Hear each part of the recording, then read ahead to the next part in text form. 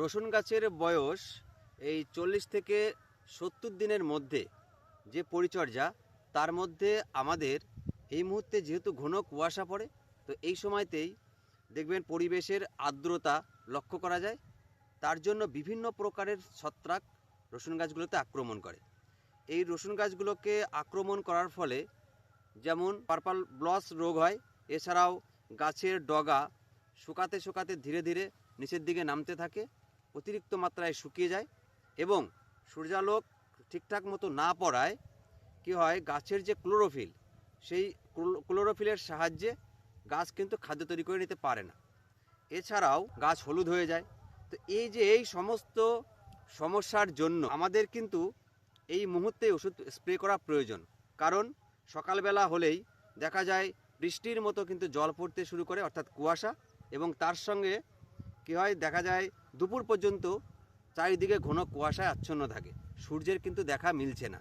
তো এই সময়তেই আমরা কোন কোন ছত্রাকনাশক এবং গাছের যেন গাছ ঠিকঠাক মতো ক্লোরোফিল তৈরি করে নিতে পারে এবং তার খাদ্য তৈরি করে নিতে পারে, তার জন্য আমরা কোন ঔষধ ব্যবহার করব, সেই সমস্ত বিষয়ে এক এক করে তুলে ধরবো আজকের ভিডিওতে। আমি অমৃত, আমার ইউটিউব চ্যানেল কৃষি সমগ্রে আপনাদের প্রত্যেককে স্বাগত জানাই। গাছগুলো একবার লক্ষ্য করুন, বেশ মোটা, তার সঙ্গে কিন্তু গাছগুলো বেশ সবুজ আছে। এই যে গাছ ধীরে ধীরে মোটা হচ্ছে, এই যে পর্বটা, এই যে 40 থেকে 70 দিনের যে পর্ব, এই পর্বে গাছগুলো ধীরে ধীরে মোটা হতে শুরু করবে এবং তার সঙ্গে তার যে খাবার সংগ্রহ করে রাখার যে স্থলটি, সেটি কিন্তু ধীরে ধীরে লম্বা হবে। তো এই যে পর্যায়, এই পর্যায়ে গাছকে আমাদের সুরক্ষা প্রদান করতে হবে। দেখুন গাছের মাথাগুলো বেশ পোড়া পোড়া লক্ষ্য করা যাচ্ছে, অর্থাৎ এই যে কুয়াশা বা এই যে আর্দ্র আবহাওয়ার জন্যই এই রোগটা দেখা দিচ্ছে। তো এই রোগগুলো বা এই রোগটাকে আটকানোর জন্য আমাদের কিন্তু এখনই স্প্রে করা দরকার। তো আমরা স্প্রে হিসাবে যে ওষুধটি আমরা স্প্রে করব, দেখুন আমার জমিতে আমি স্প্রে করেছি, সেটি হচ্ছে, আপনাদেরকে দেখাই, মাথা পোড়া বা শীত ব্লাইট বা অন্যান্য যে রোগগুলো রয়েছে, ব্রাউন কালারের স্পট পড়া এবং ধীরে ধীরে পুরো পাতায় ছড়িয়ে যাওয়া, সেই রোগগুলো থেকে গাছগুলোকে রক্ষা করার জন্য আমরা এই যে বায়ার কোম্পানির লুনা এক্সপিরিয়েন্স, এটা আমরা ব্যবহার করব। এর প্রধান উপাদান রয়েছে ফ্লুওপাইরাম 17.7% W/W প্লাস টেবুকোনাজল রয়েছে 17.7% W/W, একটি তরল জাতীয় ওষুধ। তো এবং বায়ার কোম্পানির লুনা এক্সপিরিয়েন্স আমরা সবসময়ের ক্ষেত্রে কী করি, পেঁয়াজে ব্যবহার করে থাকি। অনেক সময় রসুনে আমরা যখন স্প্রে করার জন্য এটাকে বলি, মানে এটা যখন আমরা দিতে চাই, তখন অনেক ফার্মেসি কিন্তু বলে যে এই ওষুধটা একটু কড়া জাতীয় ওষুধ, তাই এটা ব্যবহার করলে ক্ষতি আসতে পারে। তবে আমি গত বছরও আমার জমিতে ব্যবহার করেছিলাম এবং এবছরও ব্যবহার করেছি, ব্যবহার করার সুফল কিন্তু আমি পেয়েছি। তাই আপনাদেরকে বলবো এই লুনা এক্সপিরিয়েন্স ব্যবহার করার জন্য। এবার লুনা এক্সপিরিয়েন্স আমরা কেন ব্যবহার করব, দেখুন এখানে ফ্লুওপাইরাম রয়েছে 17.7%। ফ্লুওপাইরামের কাজ কী হবে?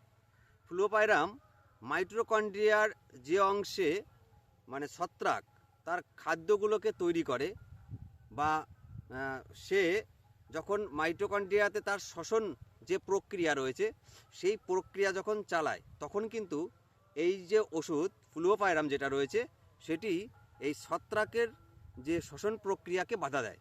বাধা দেওয়ার ফলে কি হয়, ছত্রাক পুনরায় কিন্তু আর নতুন করে কোনো ছত্রাক তৈরি করতে পারে না এবং ধীরে ধীরে সে কিন্তু তার খাদ্য, মানে গ্রহণ করার চাহিদাও কিন্তু নষ্ট করে ফেলে, অর্থাৎ ওষুধটি কিন্তু তার খাদ্যের চাহিদা নষ্ট করে দেয় এবং ধীরে ধীরে সে মারা যায়।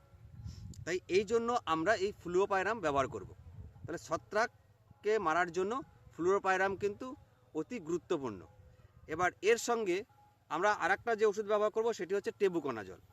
এবার টেবুকোনাজল এখানেও 17.7%, দুটোর পরিমাণে কিন্তু এক, অর্থাৎ এটি কিন্তু দ্বৈত রূপে কাজ করে, দুটো ওষুধের একসঙ্গে কাজ করে। এবার ফ্লুওপাইরাম দেওয়ার পর যখন টেবুকোনাজল আমরা স্প্রে করছি, টেবুকোনাজল গাছের পাতায় যখন সুন্দর করে স্প্রে করলাম, তখন গাছের পাতা যেমন তার রন্ধ্র দিয়ে এই ওষুধটি শোষণ করে নিল এবং গাছের শেকড়ের মধ্য দিয়েও যখন এটি গ্রহণ করছে, তখন ভেতরে যে ছত্রাকগুলো আক্রমণ করে বসে আছে, সেই ছত্রাকগুলোকে যেমন ধ্বংস করবে, তার সঙ্গে পুনরায় যেন আর কোনো প্রকারের ছত্রাক আক্রমণ করতে না পারে, সেই প্রোটেকশানটাও দিয়ে রাখবে।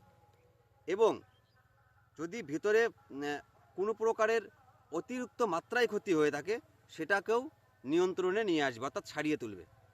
তাহলে আমাদের এই যে এতগুলো কাজ আমরা পাচ্ছি এই লুনা এক্সপিরিয়েন্সে, এবং গাছের যে সবুজতা, সেই সবুজতা কিন্তু পুনরায় আবার ধীরে ধীরে ফিরিয়ে আনবে, এবং গাছের যে পর্যন্ত পাতা পুড়ে গেছে তার নিচেই কিন্তু আর নামবে না।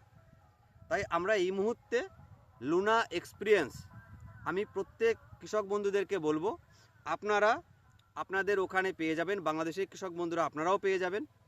প্রত্যেকেই বায়ার কোম্পানির লুনা এক্সপিরিয়েন্স ব্যবহার করুন রসুনের জমিতে, দেখবেন দারুণ সুফল পাবেন।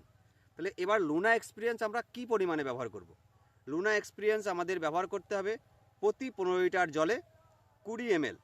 আমরা প্রতি 15 লিটার জলে 20 ml। তবে যখন ব্যবহার করব আগে ঝাঁকিয়ে নেব, যেহেতু দুটো উপাদান রয়েছে, ফ্লুওপাইরাম এবং টেবুকোনাজল, তো দুটোকে আমরা একসঙ্গে ভালো করে মিশিয়ে নিয়ে তারপর 20 ml করে প্রতি 15 লিটার জলে ভালো করে গুলিয়ে আমরা স্প্রে করব। এবার যখন আমরা এই ছত্রাকনাশকটি স্প্রে করছি তার সঙ্গে কিন্তু আমরা সবসময়ের জন্য আঠা ব্যবহার করব। দেখুন, এই যে আমি কিন্তু এই ট্যাগ হেল্পার ব্যবহার করি, তো এর সঙ্গে আমরা যে কোনো আঠা নিতে পারি, যেন আমরা স্প্রে করার সঙ্গে সঙ্গে গাছের পাতাতে ওষুধটি লেগে যায়। আঠার পরিমাণটা আমরা 15 ml নেব। জমিতে যখন কুয়াশা থাকবে না ঠিক সেই সময় লুনা এক্সপিরিয়েন্স আমরা ব্যবহার করলাম, তার 2 দিন পরে আমরা হিউমাসিড, যে ট্রপিক্যাল অ্যাগ্রো কোম্পানির হিউমাসিড ব্যবহার করব। আমি গত বছরও আপনাদেরকে দেখিয়েছিলাম যে হিউমাসিডের ব্যবহারের কেমন কার্যকারিতা। হিউমাসিড এটি একটি জৈবিক প্রোডাক্ট, অর্থাৎ জৈবিক কিন্তু ঔষধ, যেটাকে বলা হচ্ছে বায়োস্টিমুলেন্ট। তো এটা কি করবে, এর দুটো উপাদান, একটা হচ্ছে অ্যামিনো অ্যাসিড আর তার সঙ্গে একটা রয়েছে হিউমিক অ্যাসিড। অ্যামিনো অ্যাসিড উদ্ভিদের প্রোটিন তৈরির প্রধান উপাদান। অ্যামিনো অ্যাসিড আরও যে কাজ করবে, গাছের ক্লোরোফিল বৃদ্ধি করবে, এনজাইমকে বাড়াবে, এবং তার সঙ্গে হরমোন সহ অন্যান্য যে অণু, সেই অণুগুলোকে বাড়িয়ে তুলে গাছের যে বৃদ্ধি, সেই বৃদ্ধিটাকে আনবে। তো এছাড়াও অ্যামিনো অ্যাসিড গাছের যে ক্লোরোফিল, সেই ক্লোরোফিলের পরিমাণটাকে বাড়িয়ে তোলার পর সূর্যালোকের উপস্থিতিতে খাদ্যের যে চাহিদা, সেই খাদ্যের চাহিদাটা কিন্তু মেটাবে। সেই কাজটা করবে অ্যামিনো অ্যাসিড। এছাড়াও গাছের যে কোষের বৃদ্ধি, সেই কোষের বৃদ্ধিটাও নিয়ে আসবে। যখনই সে তার খাদ্য তৈরি করতে পারছে তখনই কিন্তু কোষেরও বৃদ্ধি ঘটবে। তো এই কাজটা কিন্তু অ্যামিনো অ্যাসিড করবে। এছাড়াও অ্যামিনো অ্যাসিড আমরা যেহেতু আমাদের জমিতে এনপিকে যে সার রয়েছে, নাইট্রোজেন, ফসফরাস, পটাশ এবং অন্যান্য যে সারগুলো আমরা দিয়ে রেখেছি, সেই সারগুলোকে খুব সহজেই গাছ যেন গ্রহণ করে নিতে পারে, সেই সহজীকরণ অর্থাৎ সেই সরলীকরণটি করে দেবে অ্যামিনো অ্যাসিড। এছাড়াও পরিবেশগত যে চাপ, অর্থাৎ এই যে প্রচণ্ড শীত বা খরার যে পরিস্থিতিতে যখন গাছ খুব দুর্বল হয়ে যায়, সেই পরিবেশটাকে সহনশীল করে তোলে। এছাড়াও অ্যামিনো অ্যাসিডের পাশাপাশি যেটা রয়েছে হিউমিক অ্যাসিড কী করবে, গাছের শিকড় একদিকে যেমন বৃদ্ধি করবে, মাটিতে যে খাদ্যগুলো আমরা দিয়ে রেখেছি সেই খাদ্যগুলোকে খুব সহজেই শিকড়ের মধ্য দিয়ে গাছের সমস্ত জায়গায় ছড়িয়ে দেওয়ার যে প্রবণতা বা যে কাজ সেটি করে থাকবে। এর পাশাপাশি গাছের যে বৃদ্ধি, অতিরিক্ত মাত্রায় যে বৃদ্ধি, সেই বৃদ্ধিটাকে নিয়ে আসবে হিউমিক অ্যাসিড। এছাড়াও মাটির যে সরলীকরণ, অর্থাৎ মাটিতে যে জৈবিক পদার্থ, সেই পদার্থকে বাড়িয়ে তুলবে, এবং মাটিতে যে জৈবিক অণুগুলো রয়েছে সেই অণুগুলোকেও বাড়িয়ে তোলে। এক কথায় আমরা যে সারগুলো বা আমরা যে উপাদানগুলো মাটি থেকে পাচ্ছি, সেই মাটি থেকে সেই উপাদানগুলোকে খুব সহজভাবে হিউমিক অ্যাসিড কী করে, তার সঙ্গে বিক্রিয়া করে গাছকে খুব সহজেই গ্রহণ করতে সাহায্য করে। অর্থাৎ গাছের জল ধারণ ক্ষমতা, এছাড়াও গাছের যে পরিবেশগত যে চাপ, সেই চাপগুলো থেকে রক্ষা করে। তাই আমরা এই মুহূর্তে দাঁড়িয়ে হিউমাসিড, যেটার মধ্যে অ্যামিনো অ্যাসিড রয়েছে এবং হিউমিক অ্যাসিড রয়েছে, এরকম জাতীয় ওষুধ আমরা ব্যবহার করব। বাংলাদেশের কৃষক বন্ধুরা আপনাদের ওখানেও দেখবেন খুব সহজেই পেয়ে যাবেন।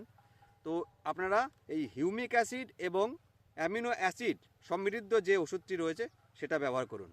আমাদের পশ্চিমবাংলার ক্ষেত্রে কৃষক বন্ধুদের বলবো যে ট্রপিক্যাল অ্যাগ্রো কোম্পানির আপনারা সমস্ত জায়গাতেই পেয়ে যাবেন। তো এই ট্রপিক্যাল অ্যাগ্রো কোম্পানির যে হিউমাসিড রয়েছে এটা আপনারা প্রতি 15 লিটার জলে 40 ml করে দেবেন। হিউমাসিডের পাশাপাশি আমাদের যে ট্রপিক্যাল অ্যাগ্রো কোম্পানির K20, দেখুন ভালো করে, এই ট্রপিক্যাল অ্যাগ্রো কোম্পানির K20 আমরা ব্যবহার করব। এটি সামুদ্রিক লাল যে শৈবাল, সেই সামুদ্রিক লাল শৈবাল থেকে প্রাপ্ত এবং এর প্রধান উপাদান পটাশ এবং তার সঙ্গে রয়েছে সালফার। এছাড়া অন্যান্য উপাদান রয়েছে, তবে এই দুটি পরিমাণ বেশি রয়েছে। এবার আমরা যখন জমিতে এই K20 ব্যবহার করব তখন গাছগুলোকে যেমন শক্তিশালী করবে, গাছগুলোকে কোনো প্রকার যেন ছত্রাক আক্রমণ করতে না পারে এবং তার সঙ্গে গাছের যে সবুজতা সেই সবুজতাটাকে বজায় রাখবে এবং গাছের নতুন করে যে কুশি পাতাগুলো সেই কুশি পাতাগুলোকে ছাড়তে সাহায্য করবে এবং তার সঙ্গে আমরা যে সারগুলো জমিতে দিয়ে রেখেছি নাইট্রোজেন, ফসফরাস এবং পটাশ, সেই সারগুলোর কার্যকারী ক্ষমতাকে আরও দ্বিগুণ হারে বাড়িয়ে তুলবে। আর তার পাশাপাশি শিকড় বৃদ্ধি করবে এবং পরিবেশগত যে চাপ বা যে তাপগুলো রয়েছে সেইগুলোকে অনায়াসেই মানিয়ে নিতে সাহায্য করবে গাছগুলোকে। এবং সামগ্রিকভাবে দেখা যায় কি গাছের যে আকৃতি, যেমন রসুনের যেমন ঝাঁঝালো গন্ধ এবং তার সঙ্গে তার যে আকৃতি, সেই আকৃতিগুলোকে বজায় রাখে। তো এই জন্য এটা আমরা প্রতি 15 লিটার জলে 4 গ্রাম, একটা পাতা 4 গ্রামের পাতা এই অর্গানিক যে পটাশ রয়েছে এটা আমরা ব্যবহার করব। তাহলে আমরা হিউমিক অ্যাসিড নিলাম। হিউমিক অ্যাসিড আমরা প্রতি 15 লিটার জলে 40 ml, তার সঙ্গে K20 আমরা ব্যবহার করব প্রতি 15 লিটার জলে 4 গ্রাম। বাংলাদেশের কৃষক বন্ধুরা আপনারাও দেখে নেবেন, আপনাদের ওখানে পাওয়া যাবে। পটাশ এবং সালফারের যে সমৃদ্ধ যে ওষুধটি রয়েছে সেটা নেবেন। তো এই দুটো একসঙ্গে নিয়ে তারপর এই বিকালবেলা অর্থাৎ 4টের পর থেকে যে টাইম, কুয়াশা পড়ার আগ পর্যন্ত আমরা আমাদের জমিতে সুন্দর করে ভিজিয়ে দেব। এই দুটো যেহেতু নিয়েছি, এর সঙ্গে কিন্তু আমরা এই আঠাও নেব। এই যে কোনো আঠা আপনারা নিতে পারেন, যেন স্প্রে করার পর গাছের পাতায় যেন ওষুধটি লেগে থাকে। তো তারপরে দেখবেন যে গাছগুলো কেমন বৃদ্ধি আসে, গাছগুলোর কালার কেমন আসে, অর্থাৎ জমিতে আপনি যখন আসবেন তখন আপনি বুঝতে পারবেন যে ওষুধগুলোর কাজ কী। তো আমি গত বছর ওষুধগুলো ব্যবহার করেছিলাম, তো আপনারা এবছর ব্যবহার করে দেখতে পারেন। আমি আমার জমিতে এই ওষুধগুলো স্প্রে করে তারপরে আপনাদেরকে জানাতে বসেছি। তো এটাই ছিল আজকে আপনাদের মাঝে তুলে ধরা, যে এই যে সময়টা 40 থেকে 70 দিনে আমরা যে স্প্রেগুলো করব এবং এর পরবর্তীতে আমাদের জমি এখন কুপিয়ে রেডি করা হচ্ছে, এর পরবর্তী যে চাপানে আমরা কোন কোন সার দেব সেটাও আপনাদেরকে তুলে ধরবো। আজকের এই ভিডিওটি যদি আপনাদের ভালো লাগে তাহলে লাইক করবেন, কমেন্ট করবেন, আর যদি নতুন হয়ে থাকেন তাহলে সাবস্ক্রাইব করে পাশে রাখতে পারেন। পরবর্তী যে পরিচর্যাগুলো আছে সেগুলো এক এক করে আপনাদের মাঝে তুলে ধরবো।